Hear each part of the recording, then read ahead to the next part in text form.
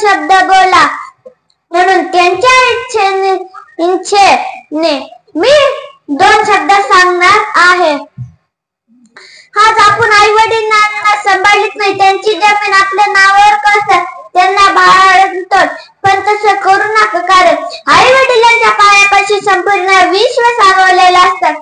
म्हणाल की हे पुत्र काही सांगू का तुम्हाला उदाहरण? सांगतो. श्री गणेशाचं.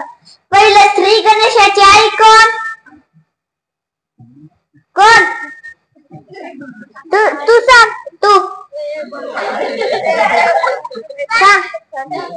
गणेशाची आई तू सांग. प्रवचनकार महाराज तुम्ही सांगा. हे बरोबर. मग श्री गणेशाचे भाऊ माहिती आणि वडील श्री गणेशांचे बरोबर. सगळ्यांनी टाळ्या तरी वाजा. तर मी तुम्हाला याचं एक उदाहरण सांगतो. श्री गणेशाचा भाऊ हा कार्तिक स्वामी.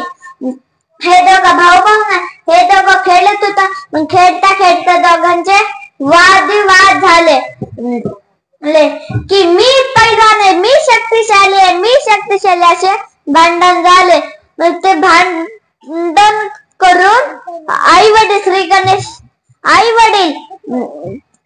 गणेशाचे म्हणजे शंकर महादेव आणि माता पार्वती पाशी गणेश हा गेला आणि विचारलं, आमच्या दोघांपैकी शक्तिशाली कोण आहे? ते महादेव आणि पार्वती विचार करत बसले.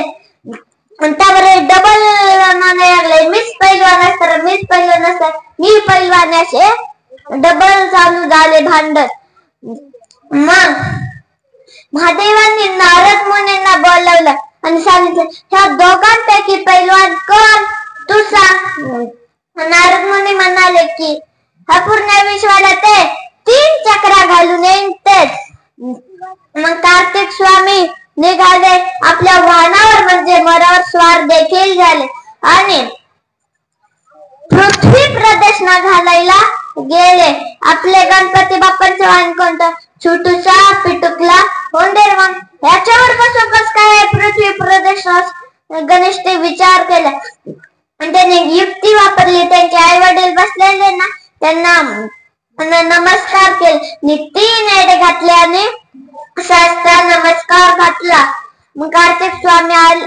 मग गणेश आपले उंदरा संग खेळलेले कार्तिक स्वामी आले आणि म्हणाले, आई बाबा मी जिंकलो का नाही? खरंच आहे ना? कार्तिक स्वामी महादेव शंकर आणि माता पार्वतींना म्हणाले, शंकर महादेव आणि माता पार्वती, कार्तिक जिंकला म्हणण्याच्या आता